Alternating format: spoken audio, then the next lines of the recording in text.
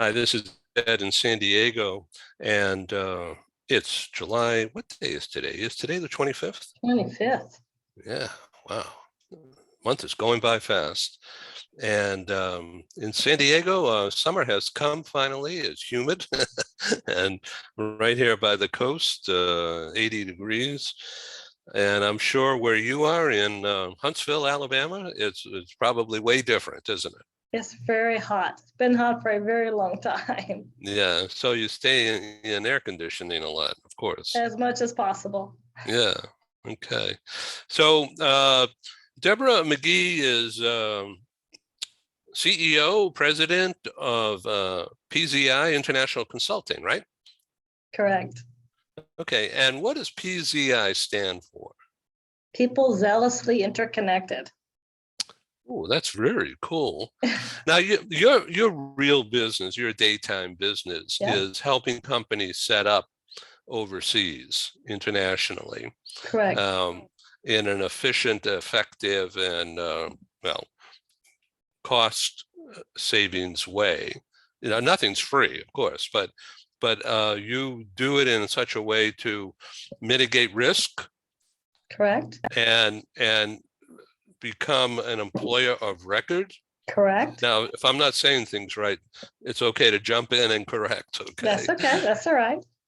Okay, I'm going to stop talking, and why don't you explain in a nutshell, quickly, Sure. um, exactly how you help a corporation do that? Okay, sure. So PZI International, we're actually a human capital management company. So we do have an employer of record, that is absolutely true, as well as a professional employment organization. But we are also a relocation management company. We're also an international brokerage company, a talent globalization division, and a leadership and executive coaching company as well. So when I say one-stop shop, I really mean one-stop shop. Well, this is really cool. Okay, so now, like, if I were based in, say, Germany, and I wanted to open up in the US, Sure. um, and so that's just off the top of my head, an Yeah, example. And then I'd like you, when I stop, I'd like you to jump in and give me a different scenario. absolutely. Okay, good. So, okay, so I an executive in a German corporation, and we've been selling into the U.S., but now we want to have our own, or we want to set up, but everything is so confusing and legalistic, and the dollar signs are huge. So, how can you help us? Sure. So if you're a foreign organization, let's say from the UK, and you want to open up an entity in the United States because you're thinking about doing some business in, let's just say, Massachusetts, for instance. You've been doing some development over there. Maybe you've got one client, you think it'd be a good area, the Northeast, but how do I do that? And I need to hire somebody there on the ground who really understands all of it. But I'm a small, maybe mid-sized UK company, and it's complicated. So you hire someone like PZI International. So you contact us. We're able to, well, we can actually recruit and retain that person if you needed them. But if you already had the person you wanted, we can actually open up for you because we are in probably 30 different states. And I use Massachusetts because we are there as well. And so we can employ that person on your behalf while you're trying to figure out, is this something I really want to do? Do I really want to open up operations in the United States? Or do I just want to kind of test the waters and see if this is a good fit for me and my organization? So that's what we do both in the US, and we have a lot of US entities do that outside the United States.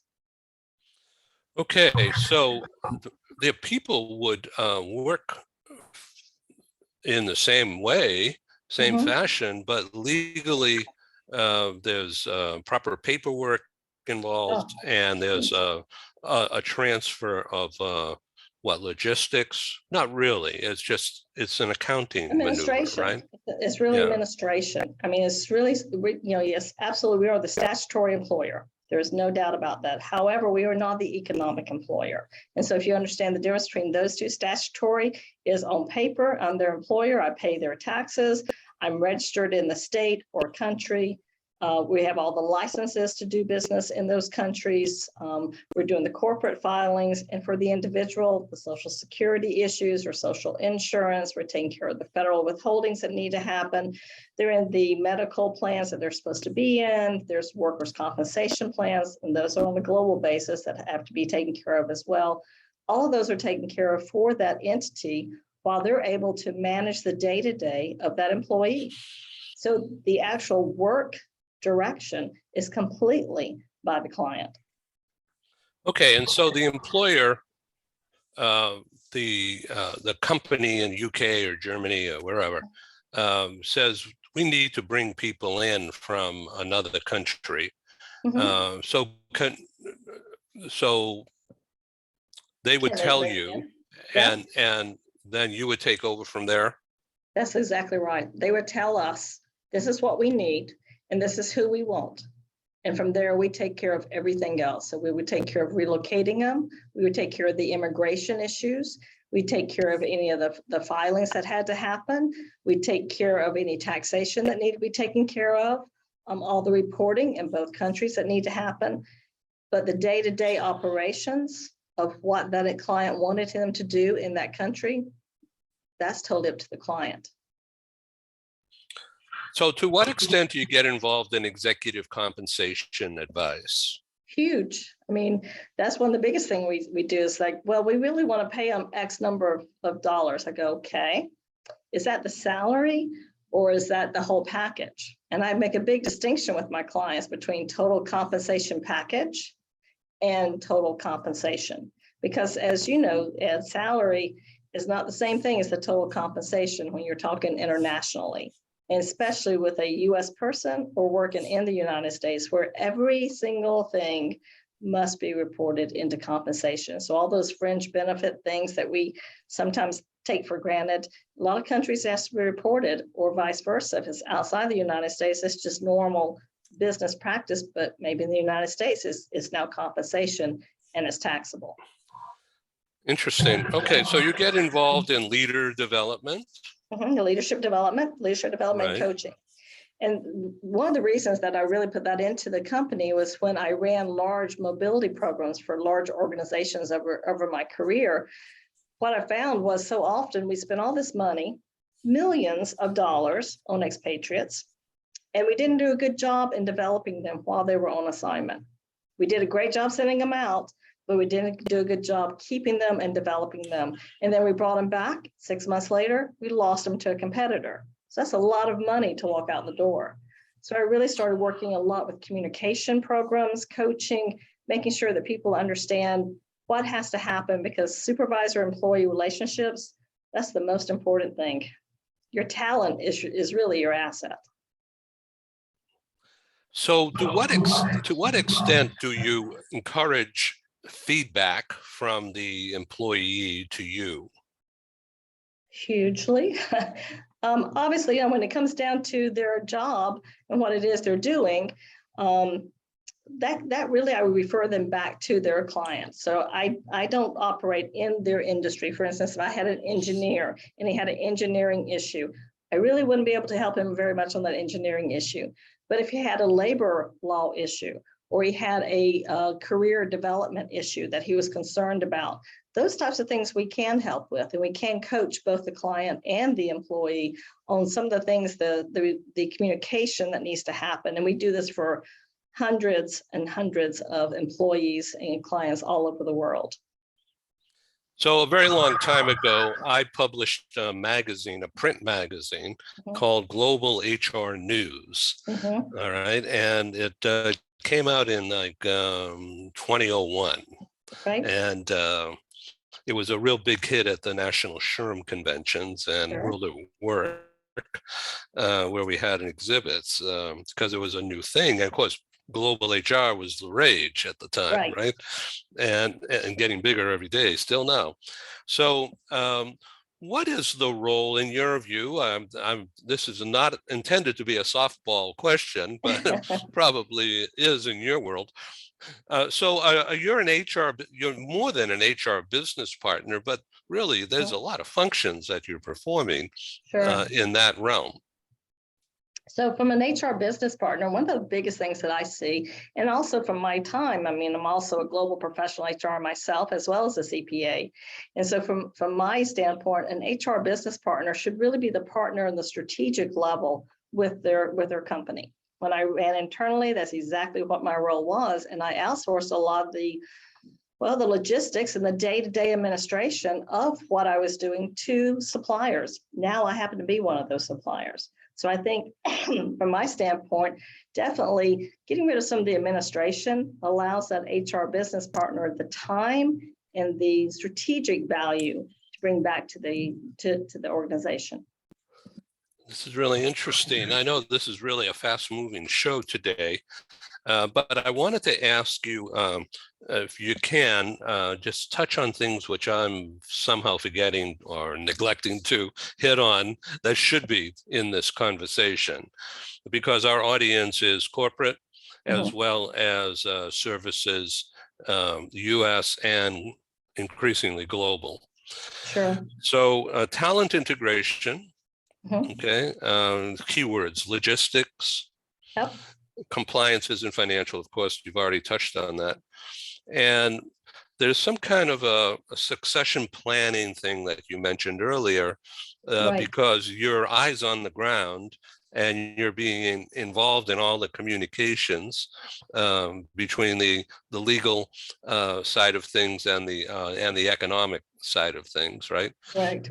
Economic means as the ABC Corporation, headquartered somewhere else, and your companies that employ the people legally for in-country proper management and compliance. Right.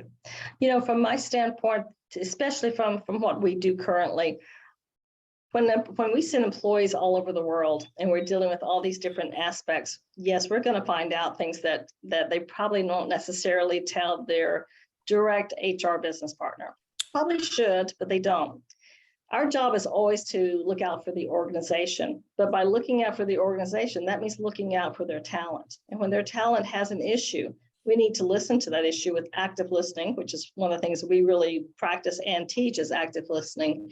Understand what the issue is. Can it be fixed with logistics? Can it be fixed with a simple fix, or is this more of a career issue that needs to be brought up to the human resources, who then can talk with their strategic advisors within their organization to decide, where's this person going? What is the plan for him? And do we want to lose talent? Because being a business owner myself, man, it's expensive when you lose talent. You don't want to lose talent. Right, and then they go all prepped, all prepared for the competition. Exactly, and you paid for it. So. That's really an ugly thing. Okay, let's sum up now and talk about what you see happening out there in the world, keeping in mind geopolitics, which of course is crazy making today.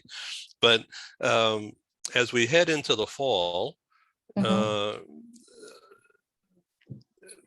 it's a changing economic scene. And nobody really knows what's going to happen here. So everyone's kind of thinking about it and being prepared for the worst and then going forward like nothing's happening. And then there's, how do you deal with that in your view when I'm finding it crazy in my little business. It's funny because when I first started this business, especially running large multinational corporations where we had these teams internally, I kind of thought this probably wasn't a business that was going to go very far. Well, I can tell you that I was wrong. Okay, thank goodness I was wrong. COVID really changed things.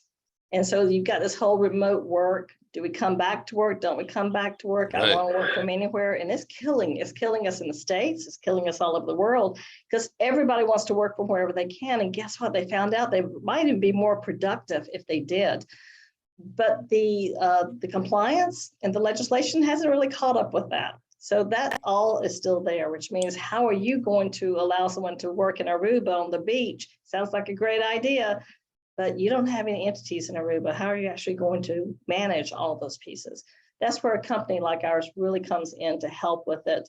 One, to make sure, one, that you're compliant and that you're doing the things you need to do and allow you to keep that talent wherever you need that talent to be. I think that's the big key that's going to happen in the fall and in the winter as people start coming back to work. How do they come back to work? Where do they come back to work at? And how do we actually manage this now? So have you been involved at all? This is from left field coming at you now, about the people that have been displaced from Ukraine, for instance.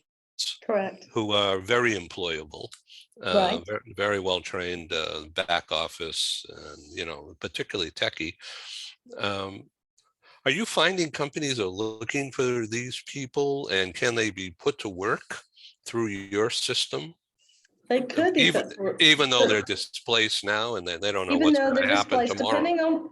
depending on where they are, how they're there. Okay, and I'm going to assume all legal, but let's say someone's in the Ukraine and they're in Germany and they're there legally and they want to stay in Germany. They're going to be there for maybe 6 months. They can absolutely be employed with us. Our minimum time is 3 months, because what I have found, Ed, is that especially with this business, is sometimes people just need a quick fix. Sometimes they need a long-term fix. Yeah. And so by being flexible, and because we are a small woman-owned small business, it allows us the flexibility to do things that maybe the bigger companies can't necessarily do because they're a little bit too bureaucratic and take a little bit too long to do it. So Debbie, tell me, what is your website? Again, why don't you just announce that clearly so our audience can tune in to you? www.pziconsulting.com. Well, there you have it, folks. So Deborah McGee, CEO extraordinaire of the world. God, this is so cool to meet you and to learn about your business. Our business is news and information from a business to business point of view. Global Business News.net has been around since 2003. But recently, because of the pandemic crashing our live conference and training business, in late February of 2020, in March, the next month, we launched this global TV talk show idea to bring people from across borders and from across time and space together to exchange ideas and business concepts through this medium. And I think what you're doing is like a perfect fit for Zoom or whatever type thing like this. And I welcome you to come back and perhaps even get involved further with us as we launch a geographic oriented virtual conference series in Asia Pacific, India, Middle East, Europe, Canada, Latin America, and across the US.